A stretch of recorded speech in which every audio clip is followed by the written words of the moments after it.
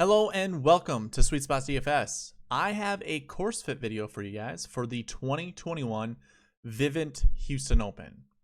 This tournament is widely known typically as the Shell Houston Open, but obviously they dropped Shell as a sponsor. They actually didn't have a sponsor the last two times the Houston Open was played. It was just commonly known as the Houston Open, and now they have a new sponsor in Vivint, so that is what it's called. But throughout my data, if you see the abbreviation of SHO, that stands for Shell Houston Open. My data is kind of already locked and loaded. I'm not going to change the abbreviation. So if you do see SHO, SHO, that just means Shell Houston Open. I've also noticed I have had some traffic come to the channel looking at the 2020 Houston Open. I understand the confusion and I apologize. But since this tournament goes towards the 2021 season, that's why I'm naming it the 2021 Vivint Houston Open as opposed to the 2020. So if you did go to the 2020 Houston Open preview, that was for last year, and I hope you were able to pick up on that. So again, I apologize for that, but just want to let you guys know. Now, what I'll cover in this video, we'll look at the tournament fact sheet. We'll also do kind of a course analysis to see what kind of shot shape matters off the tee as well as into the green. And then go to the DK page that I have and try to figure out what our favorite plays are based off of that. We'll also look at grass stats, and I typically look at scoring stats, but we are at a new golf course this week. So the Memorial Park Golf Course is hosting this tournament for the first time since 1963. I don't think you really have to worry about that. But the thing that we do have to worry about is it's no longer course history. It's tournament history. And we don't have any actual results for anyone in the field at this tournament, you know, in comparison to each other. So we're kind of, it's kind of a new, I don't want to call it a new tournament because this is preceding the Masters once again. And I think we can look at tournament history. The same golfers are coming to this tournament as they have, you know, basically over the last 6 years, 7 years of my data to get a warm-up round in for the Masters. So I think we can still look at tournament history with some importance, and then also during my strategy video on Tuesday night, Wednesday morning, we can also look at the bucket system in its full entirety. So let's go ahead and get into the let's get into the tournament fact sheet. You can always go here. You can always find this on the gcsaa.org website. It's all the way at the bottom, called Tournament Fact Sheets. And for this week, we obviously have the Vivint Houston Open being played in Houston, Texas at the Memorial Park Golf Course. It is a par 72, will be set up around 7,400 yards.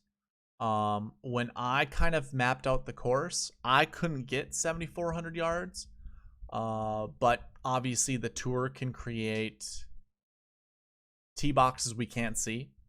And I also didn't have it as a par 72, so I don't know, again, what the tour is going to do. I believe hole 1 is supposed to be a par 4, but in order to get a par 72, that's really the only hole that I have yet to basically get right. It's going to be either a short par 5 or a mediocre par 4, honestly. Anyways, that's what we can look at. Par 72, 7,400 yards. That seems pretty long. But I think it's pretty average nowadays. I believe that we're going to have some low scores at this tournament. As long as the wind isn't howling, we're going to see some low scores. So green size, 7,000 square feet, and that's pretty large. I think 6,000, 6,500 maybe. Somewhere in there is our average when it comes to green size. I don't really care to talk about the rest of, you know, the square footage or acreage. And I don't care about bunkers, but here's one thing I do want to note. The architect is John Bredemis, but Tom Doak redesigned this or renovated this last year, and he took out a lot of water and he took out a lot of sand. So we don't have a lot of bunkers. And we obviously don't have a lot of water hazards. There's a ravine that goes throughout most of the course.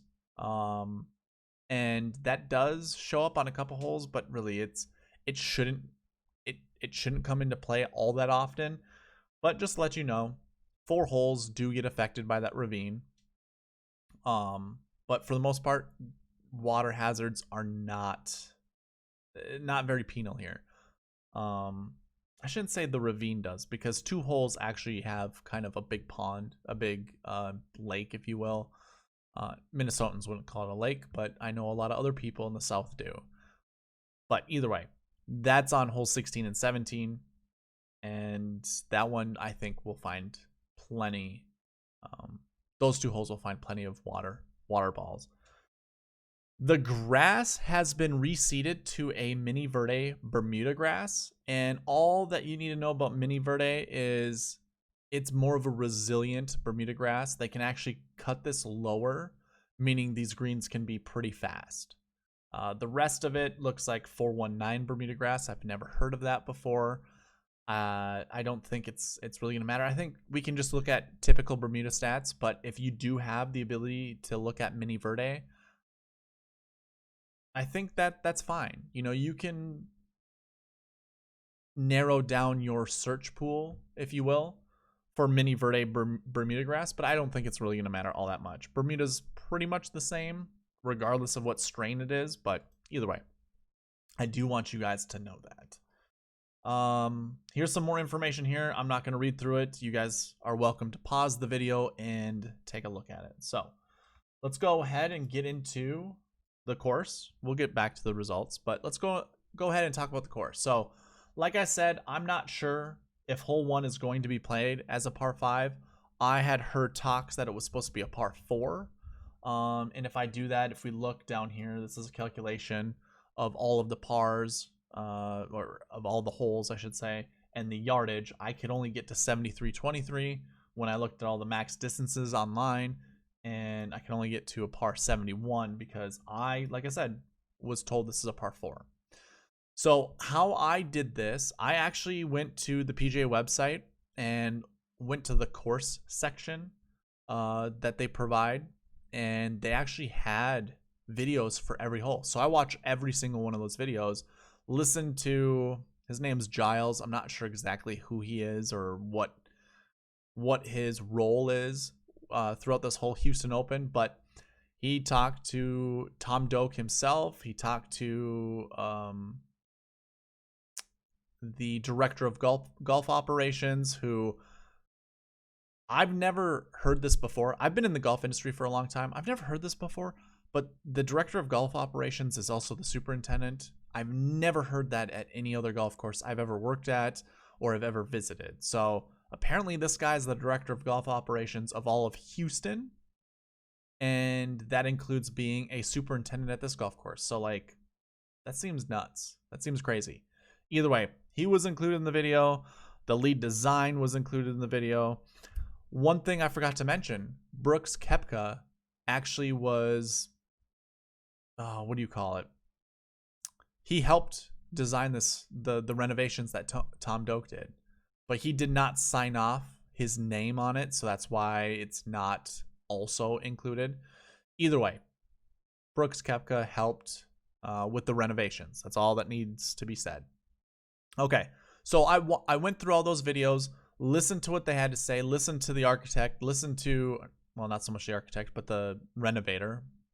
And what I got from all of it was everything you see on the screen. So I'm not going to go through every single one of these, but you guys are welcome to go ahead, pause the video, read through them. All I wanted to let you guys know is I calculated all of the holes where I think there's either a draw or a fade or where it doesn't matter, and I put them right here. So off the tee draws, looks like we only have 2 holes that require a draw. Off the tee fades, 3. So really only 5 holes require one shape or another. And I'll say this too, there aren't many like tall trees at this golf course. Not anything that's like protecting the fairway. So although a lot of these holes, or the 5 that I mentioned, I guarantee you they could be hit with a different shot shape. As long as it's high enough, it's going to go over the trees that are guarding the fairway. Some of them just it doesn't require a shot shape. So either way, I want to let you guys know on that. It's just, I think, here, let me say this. Everything that I have on here is that I think is the most advantageous shot shape you can possibly have. It isn't saying that you can't go with a different route, because you certainly can. It's more of the approach shots that are going to matter more.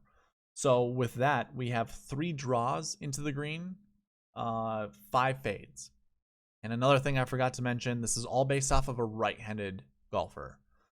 So if you're looking at a lefty, just flip these. So that leaves us with 8 holes where it does not matter, and 10 or off the tee, and 10 holes into the green where it doesn't matter. And again, rule of thumb when it comes to that is we want to target fade golfers. There's more control hitting a fade. Therefore, having a fade off the tee as well as into the green is going to probably net you a better result. So, with that being said, I'm trying to think here. I kind of want to go to the 2021 DK page, but I forgot. I usually talk about tournament history. Actually, no, let's go ahead and go to the tournament, or to the DK page. Put a filter on this, and really, I just want to talk about the top guys with their shot shape, because we're going to want to anchor our golfers with one of these guys. So a fade is the preferred shot shape at this golf course. And when we look at golfers who fade the golf ball, now Jason Day has been working on hitting a fade in his arsenal. I know he typically hits a draw, but I think he's more or less trying to hit a fade.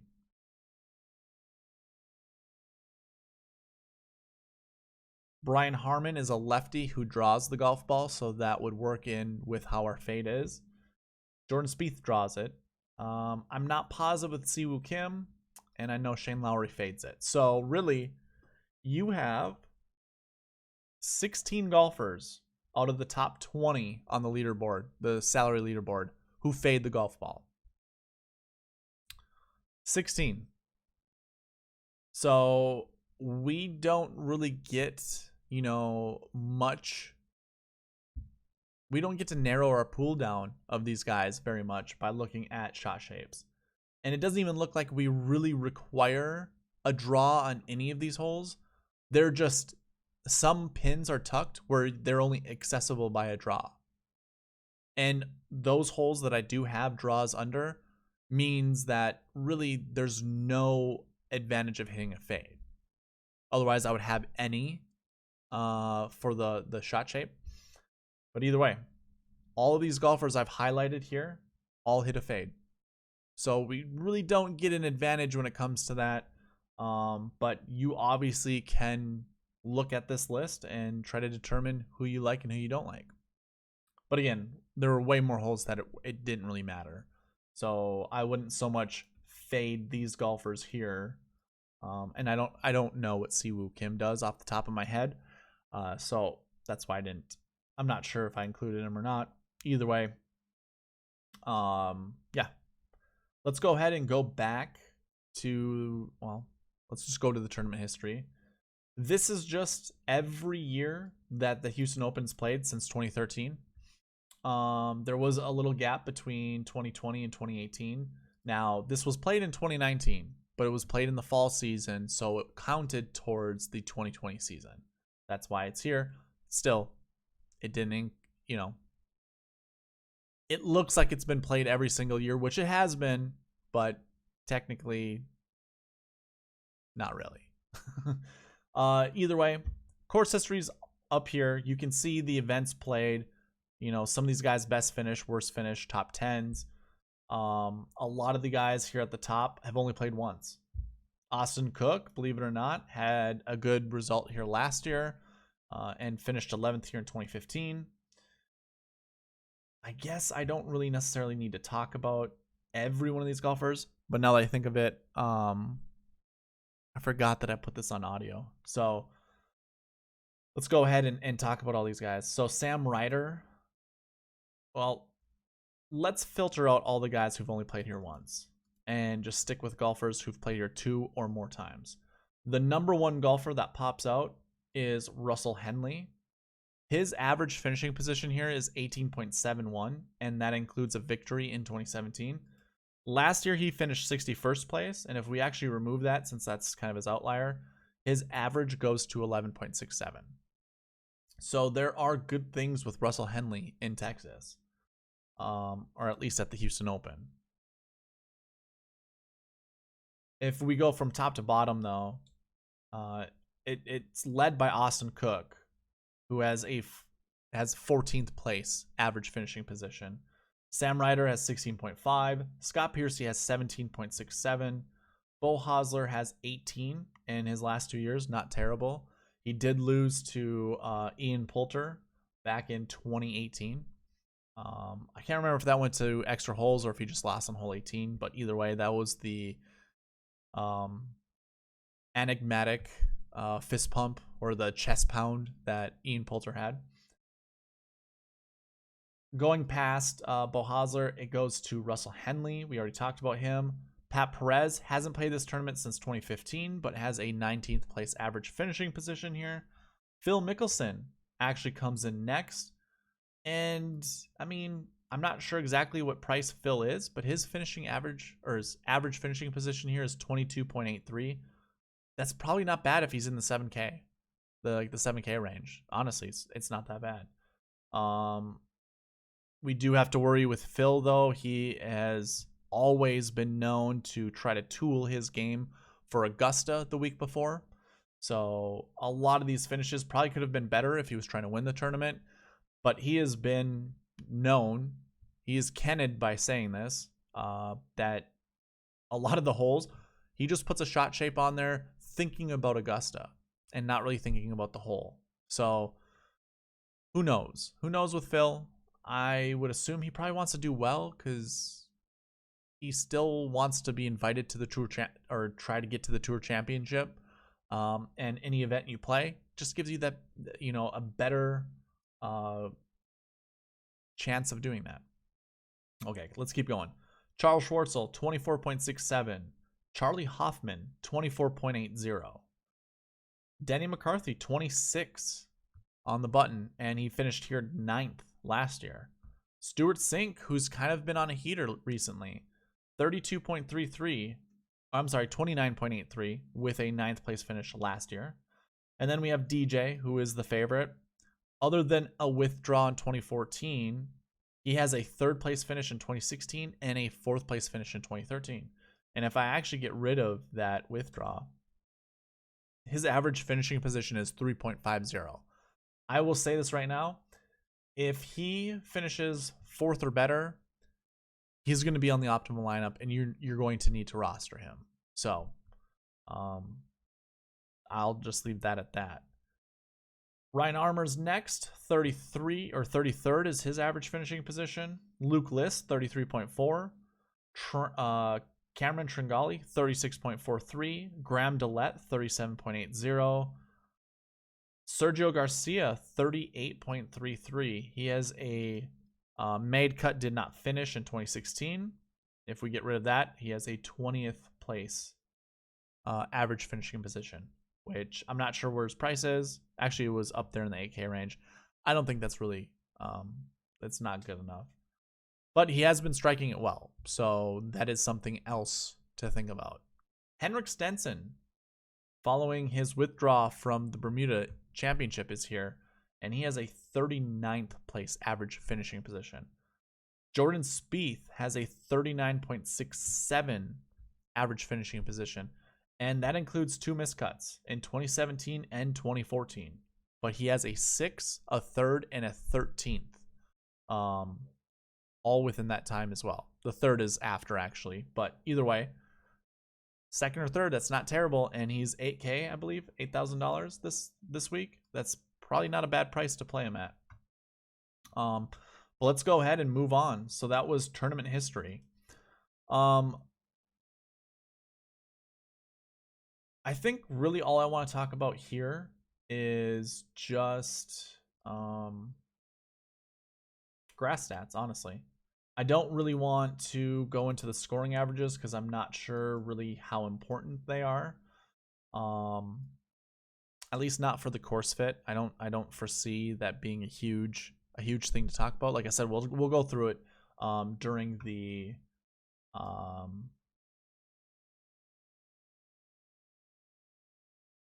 DK or the strategy video. Sorry, blanked on that one. There we go.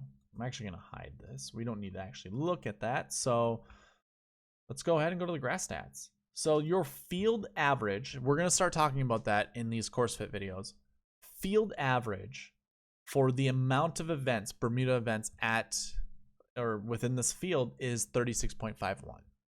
So keep that in mind when we kind of go through this. I'm not going to talk about all the events players have played at, but when we do sort by our best events or best average finishing positions at a Bermuda track, keep that in mind. 36 is the average amount of Bermuda events here. So when we see like Scotty Scheffler with only 11 events under our belt or under his belt, you know, these numbers get skewed because it's not necessarily a full it's really not a full gambit of gosh, I can't think of anything better than experiences. Just history. Experience. That's good enough. Let's go ahead and talk about Bermuda events. So overall Bermuda, the field average is 50.16. I can keep scrolling down here and let's go ahead. 50.16. Tony Finau's down there. Ouch. We have 64 of currently 128. We'll have 4 add-ons. I don't have them in my player pool right now. But obviously way more than half of the field has a better Bermuda average than the field average. Meaning a lot of guys at the bottom are just awful at Bermuda. So keep that in mind. If they're not below the overall Bermuda or the field average, probably easy fade, right? Okay, so best golfer, Bermuda, Dustin Johnson, followed, and that's at 22.83. Followed by Scotty Scheffler, Henrik Stenson, Sungjae Im, Tom Lewis, Sergio Garcia, Jason Day, Jordan Spieth, Francesco Molinari, and Adam Scott. Brooks Koepka's right after that. I guess that's a notable name, but I'm not going to go through the whole top 20. That was the top 10 when it comes to Bermuda in this field. I guess we can talk about the top 10 Bermuda percentage. Your best golfers of finding the top 10 at this tournament, believe it or not, is it's Sergio Garcia, and it is, I don't know why I didn't freeze it from here, but let's do that. There we go. Sergio's 9,100. Talking about tournament history being 8K. Not sure how I feel about that, but his Bermuda averages are pretty good. But then just Dustin Johnson's right after that. And he has a 42.86% chance, well, I should say history of finishing inside the top 10 at Bermuda tracks. Then it goes Sungjae Im at 35%, Jordan Spieth 33.33, Jason Day 32.43, Henrik Stenson 30.56, Brooks Koepka at 30.23. So although he isn't in the top 10 of overall Bermuda, he is in the top 10 of finding the top 10 in this field. Lee Westwood, haven't seen him in a while, but he is here, and he has a 28.57 history of finding the top 10 in Bermuda events. Denny McCarthy at 28%, Charles Schwartzel 27.27%. That rounds out the top 10. I'm not going to talk about the rest of the guys. Really, Hideki Matsuyama falls out of outside of both of those top 10s just by a little bit. So I do want to mention Hideki's name in there, and Adam Scott as well. So let's look at the 2020 Bermuda stats. And this is just looking at every Bermuda event from last year, all of the golfers that were in it. You know, obviously in this field, I should say.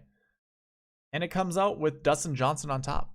9.25 was his average finishing position in 2020. Now, I don't have the events next to, you know, 2020, how many times they played. But I would say this.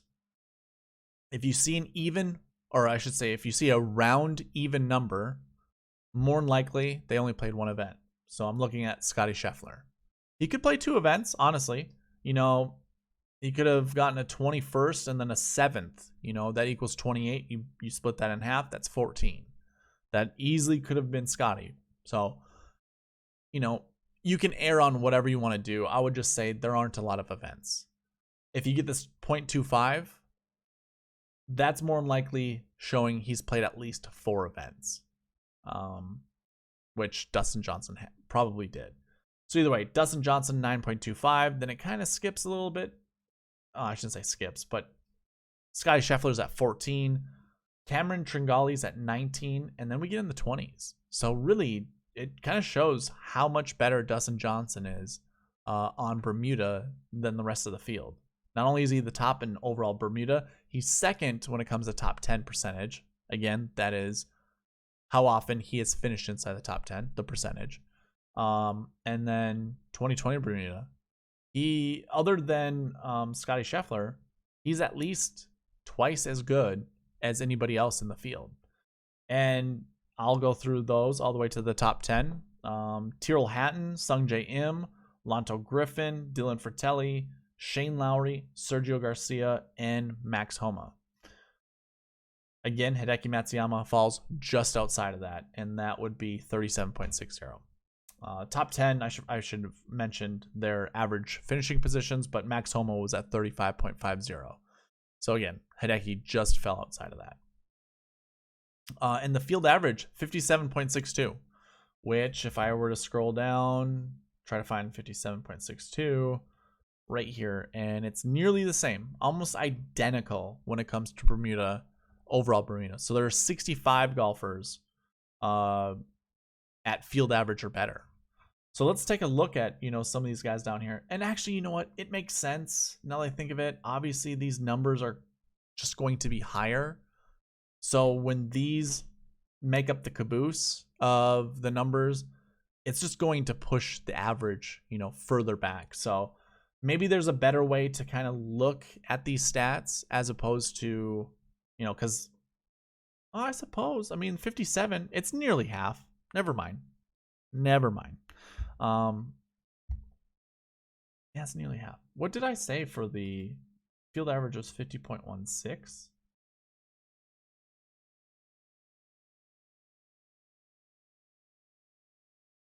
So 66 golfers. That's dead middle. I don't know what I was talking about before. Yeah, 60 and 60. Okay. So either way, and I guess if there were a few golfers that just had the worst, like they just kept withdrawing and had 90, you know, for their average finishing position, that definitely pushed this back a little bit. But either way, I said a lot of that and it didn't even matter. But for the most part, if we are going by our favorite golfers, let's do something. I have not yet done this before. Let's go ahead and filter by conditions. I'm going to look at 2020. I don't know. Do I have Bermuda here? Oh, I had the wrong stat when it came to this last year. Okay, so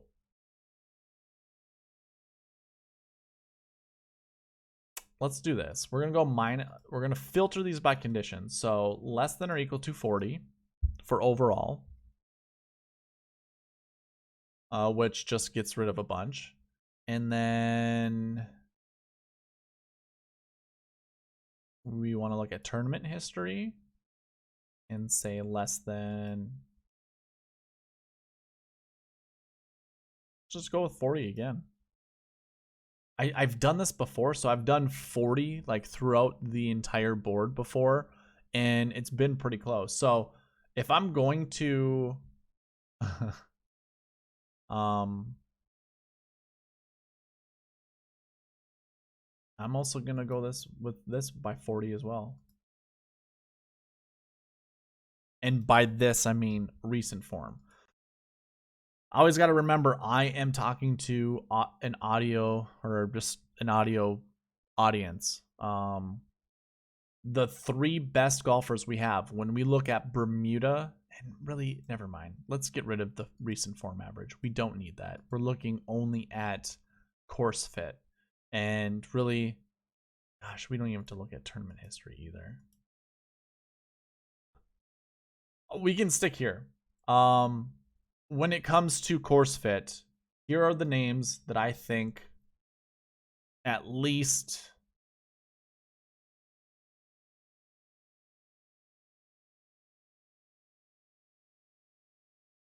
these are the names that I'm going to go with when it comes to my favorite course fit golfers.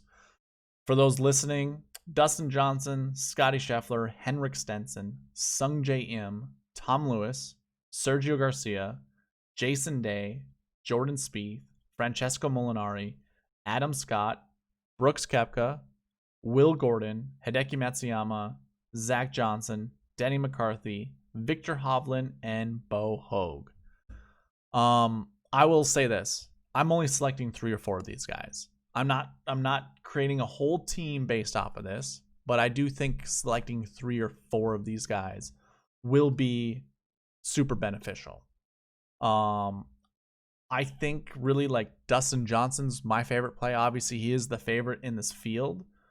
But the last time we saw Dustin Johnson, prior to his COVID, because he did get COVID, for those that did not know. Prior to him getting COVID, he was on fire. So I don't know if he's cooled down since he hasn't played in a while, like competitive golf. But when it comes to course fit, which includes shot shape, Bermuda grass, I really like Dustin Johnson. If you wanted to go more of an all-around game, obviously we have a ton of guys here in the 9K range. Scotty Scheffler, Sung Jae Im, Adam Scott, Sergio Garcia, Jason Day. I think it's not terrible going with any of those guys. I think if I'm going to create a lineup, if I'm going to go with 3, I'm going to start here at the top. And that means I'll have to go somewhere down here at the bottom if I'm selecting 3 golfers. And then probably somewhere in here. And if I'm going to be honest, I think I'd rather go Sung Jae. So what does that look like? All of those together equals 27,200. Leaves me with 22,000. Meaning I'm going to probably have to find some 7K golfers to round out my lineup. But I don't mind starting out with Dustin Johnson, Sung Jae Im, and Will Gordon. Or anyone else down here. I mean, Francesco Molinari hits a fade. If he can make the cut, he's a great value. But that is going to be a wrap on the course fit video. So hopefully you guys enjoyed. Please leave a like, comment, subscribe, all that good stuff. And I'll see you in a recent form video tomorrow. All right, bye.